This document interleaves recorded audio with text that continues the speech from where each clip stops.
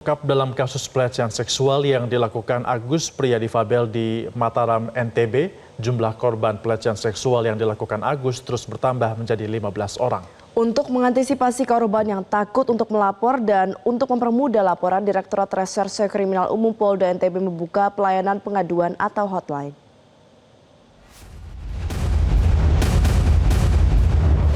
Polisi masih mengembangkan penyidikan kasus kekerasan seksual dengan tersangka pria difabel berinisial Iwas di Mataram, Nusa Tenggara Barat. Polisi mengaku saat ini telah mengantongi bukti rekaman video pelecehan seksual yang dilakukan tersangka Iwas. Video direkam saat pelaku Iwas mendekati korban di teras Udayana, Kota Mataram.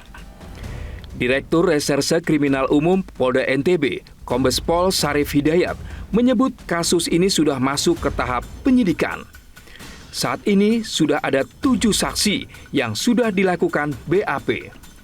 Menurut Syarif, ada saksi korban sempat merekam aksi pelaku saat mendekatinya. Rekaman dilakukan menggunakan HP dan hanya terdengar suara karena HP menghadap ke atas.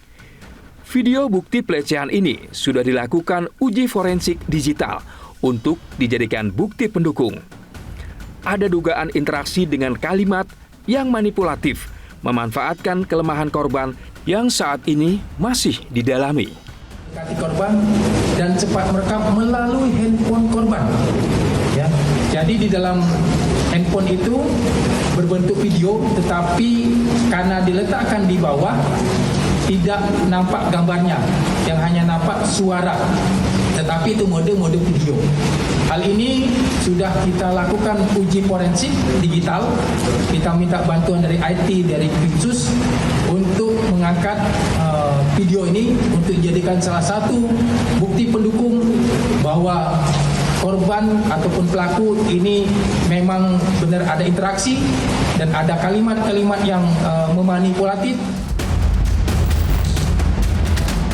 Sementara itu, di tengah polemik penetapan tersangka terhadap Iwas yang merupakan seorang difabel, kini muncul banyak korban yang melaporkan diri.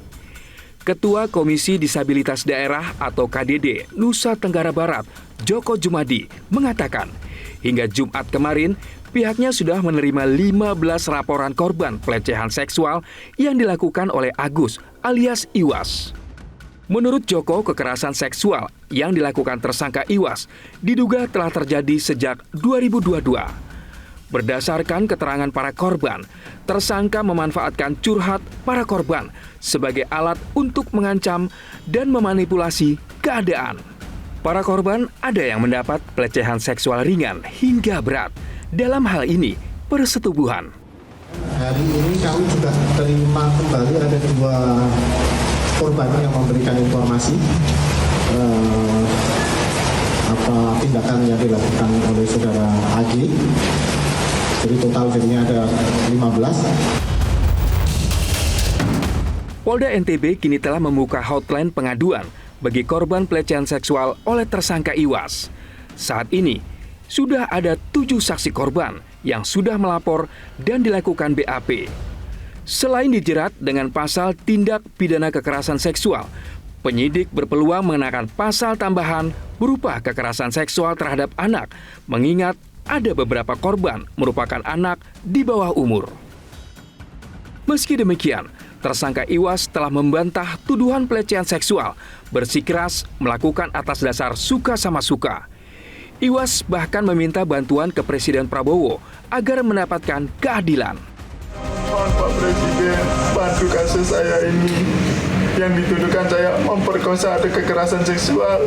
Bagaimana saya melakukan hal begitu keji kayak gitu sedangkan saya tidak punya tangan Pak Prabowo, yang dimana saya tidak bisa membuka baju, buka celana itu dibantu sama orang tua semuanya, terus saya dituduh dengan memperkosa sampai saya dijadikan tahanan Pak. Jelajahi cara baru mendapatkan informasi. Download Metro TV Extend sekarang.